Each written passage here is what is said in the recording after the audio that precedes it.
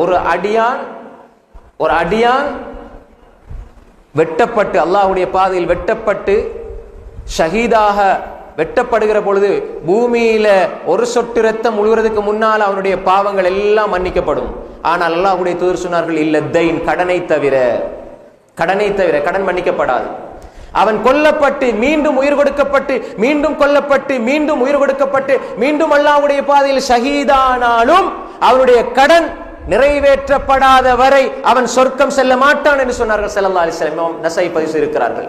அன்புக்குரிய சகோதரர்களே, கடனுடைய விஷயத்தை, கடன் நாங்க அடுத்தவங்களுக்கு கடனை எடுத்து போட்டு கொடுக்காம நீங்க ஹஜ் செஞ்சாலும் உம்ரா செஞ்சாலும் தொழுதாலும் இபாதத் செஞ்சாலும் ஊர்ல நல்ல பேர் எடுத்தாலும் எந்த பெரிய பட்டம் எடுத்தாலும் ஆலிமாக உலமாவாக பெரிய அறிஞனாக அல்லாமாவாக ஹாஜி எவ்வளவு பெரிய பட்டம் இருந்தாலும் சரி, அடையாளத்துக்கு சொல்றேன், இந்த பட்டங்கள் எல்லாம் பெரிய ஹாஜின்னு சொல்லுவாங்க, பெரிய அல்லாமான்னு சொல்லுவாங்க, பெரிய இமாம்னு சொல்லுவாங்க.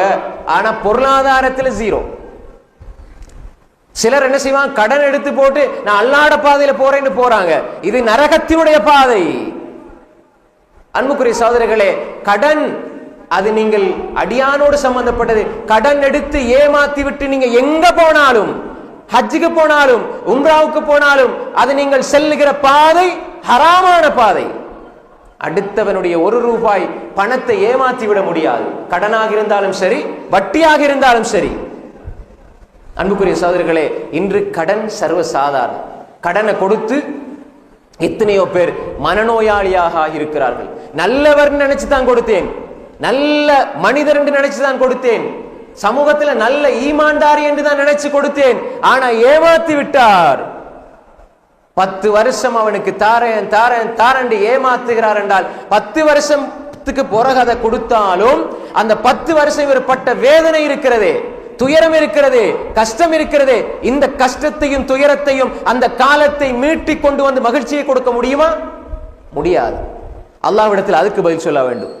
ஏமாற்றினவர்கள் நாளை மறுமையில் அல்லாஹ்வுக்கு முன்னால் நிறுத்தப்பட்டு அல்லாஹ்வுடைய நீதிமன்றத்திலே தண்டிக்கப்படுவார்கள். அல்லாஹ்வுக்கு முன்னால் இந்த மனிதன் மன்னிக்கவில்லை என்றால் அவன் சொர்க்கம் செல்ல முடியாது. நாங்க விளையாடி கொண்டிருக்கிறோம் கடனுடைய விஷயத்தில். சர்வசாதாரணம். நாங்க கடன் எடுத்து வச்சுட்டு இங்கால தர்மம் செஞ்சா அங்கால கொடுத்தா 4 பேருக்கு செலவழிச்சா எல்லாம் சரியாயிரும் நினைக்கிறோம். இல்லை, அல்லாஹ் மன்னிக்க மாட்டான். அல்லாஹ்வுக்கு அது ஹராம். அல்லாஹ் மன்னிப்பது அல்லாஹ்வுக்கே ஹராம். அல்லாஹ்வுக்கு ஹராம் என்று ஒன்று கிடையாது. அல்லாஹ் விரும்பி தனக்காக வைத்துக் கொண்டது. யா இபாதி இன்னி ஹர்ரம்து ظுல்ம அலா நஃப்ஸி வஜஅல்து பைனக்கும் முஹர்ரமன் ஃபலா தஸாலமு. அபூதர் ஜுந்துப் இப்னு ஜுனாதா ரலியல்லாஹு அன்ஹு ரிவாயத் செய்கிறார்கள், என்னுடைய அடியார்களே, நான் என் மீது ஹராமாக்கி கொண்டேன். எதை ஹராமாக்கி கொண்டேன்?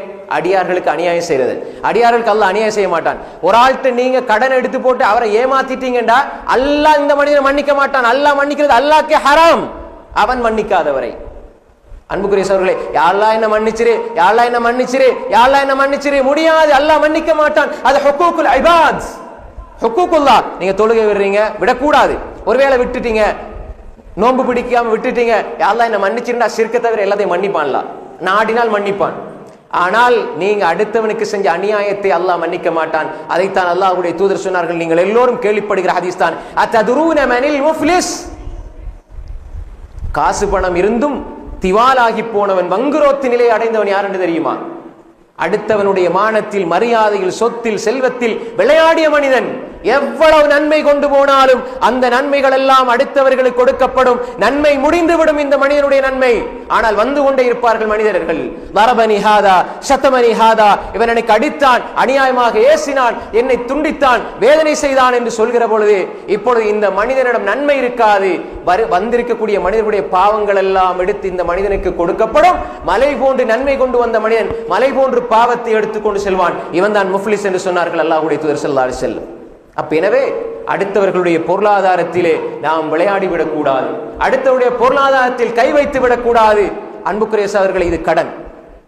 வட்டி, الذين يأكلون الربا لا يقومون إلا كما يقوم الذي يتخبطه الشيطان من المس ذلك بأنهم قالوا إنما البيع مثل الربا وأحل الله البيع وحرم الربا فمن جاءه موعظة من ربه فانتهى فله ما سلف وأمره إلى الله ومن عاد فأولئك أصحاب النار ومن عاد فأولئك أصحاب النار هم فيها خالدون. அல்லாஹ் தஆலா ஷிர்க்கை தவிர 3 பாவங்களை குர்ஆனிலே நிரந்தர நரகம் என்று சொல்கிறான்.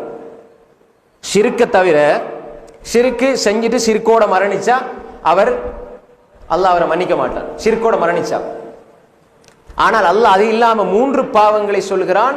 அந்த 3 பாவங்களுக்கு தண்டனை நிரந்தர நரகம் என்று சொல்கிறான். இது எச்சரிக்கை சம்பந்தப்பட்டது. அதுல ஒன்று வட்டி. யார் ஒரு மனிதர் வட்டி எடுப்பாரோ கொடுப்பாரோ, சாப்பிட கொடுப்பாரோ, அதற்காக எழுதுவாரோ, சாட்சியில் கை வைப்பாரோ, சாட்சியாக இருப்பாரோ, இதெல்லோருக்கும் ரசூல் ஸல்லல்லாஹு அலைஹி வஸல்லம் இவர்களுக்கெல்லாம் நாசம் உண்டாகட்டும் லானத் செஞ்சாங்க. அல்லாஹ் என்ன சொல்றான்? அல்லதீன யகுலூன ரிபா, வட்டி சாப்பிடுவர்கள் நாளை மறுமையிலே லா யகூமுன இல்லா கமா யகூமுல் லதீ யதகப்பது ஷைத்தானு மினல் மஸ், ஷைத்தான் தீண்டியவனை போன்று மிக பயங்கரமான அகோரமான தோற்றத்தில் நாளை மறுமையிலே எழும்புவான் வட்டி சாப்பிட்டவன். வட்டி யார் தொடர்படுகிறார்களோ, வட்டி யார் சாப்பிடுகிறார்களோ, ஷைத்தான் தீண்டியவனை போன்று எழுப்பாட்டப்படுவான். எல்லாரும் தெரியும் வேறு வட்டியோடு சம்பந்தப்பட்டவர், சாதாரண குற்றம் அல்ல.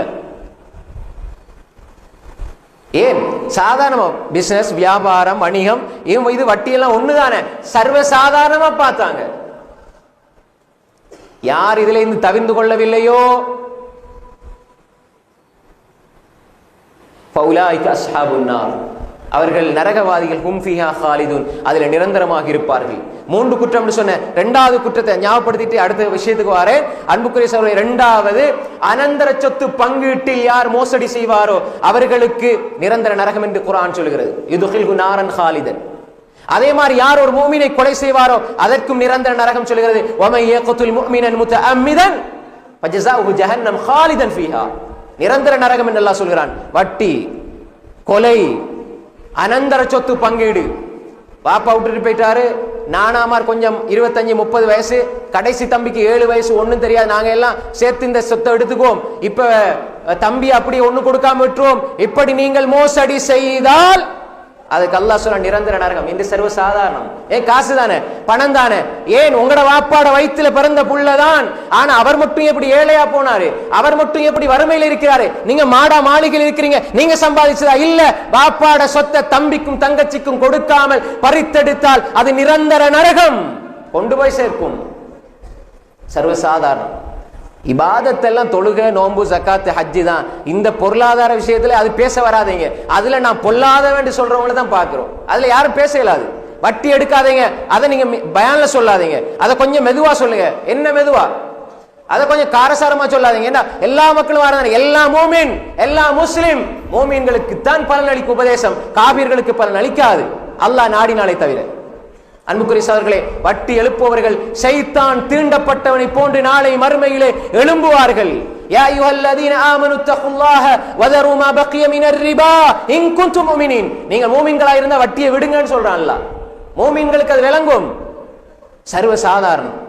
சின்ன சின்ன விஷயங்களுக்கு லோனை போடுறது, கடனை கொடுக்கிறது, லோனை போடுறது, ஸ்டாஃபுக்கு சம்பளம் கொடுக்கிறது, இன்னைக்கு பெருமைக்காக கிரெடிட் கார்டு எடுக்கிறது, வட்டிக்காகவே இன்று தன்னுடைய வாழ்க்கை அர்ப்பணித்த பலரை பார்க்கிறோம். பெருமை. கடன் எடுக்கிற பேங்க்ல எதுக்கு? மகளோட கல்யாணத்தை ஆடம்பரமா செய்யணும். அது வட்டி கட்டி கட்டி கட்டி கொடுத்தது சாப்பாடு, கொடுத்தது வலிமா, ஆனா அது கொடுத்தது இது ஹராமான காசுல. இந்த மக்களுக்கு சாப்பிட கொடுக்குறீங்களே, நீங்க இருக்கிறத கொடுங்க. பெருமைக்காக, பேருக்காக, புகழுக்காக கடன்பட்டு நகையை கொண்டு போய் வச்சு இப்படி வட்டியோடு வாழ்கிற மனிதர்களை நாங்கள் பார்க்கிறோம். நான் திங்கிறது ஹராம், அடுத்தவங்க பிடிக்கிற ஹராமண்டா. அன்புக்குரிய சகோதரர்களே, எவ்வளவு ஒரு கேவலமான இழிவான நிலை. நீங்கள் வட்டியில் இருந்து விடுபடவில்லை என்றால் நீங்கள் அல்லாஹ்வோடு யுத்தம் செய்ய தயாராகுங்கள், அல்லாஹ்வுடைய தூதரோடு யுத்தம் செய்ய தயாராகுங்கள். நீங்க நீங்க அல்லாஹ்வும் அல்லாஹ்வுடைய தூதருடைய வழிமுறை பின்பற்றுவதற்கு பதிலாக அல்லாஹ்வுடைய உதவியை பெறுவதற்கு பதிலாக அல்லாஹ்வோடு நீங்கள் யுத்த பிரகடனம் செய்ய தயார் என்றால் நீங்கள் மீண்டும் வட்டிக்குள்ளே செல்லுங்கள்.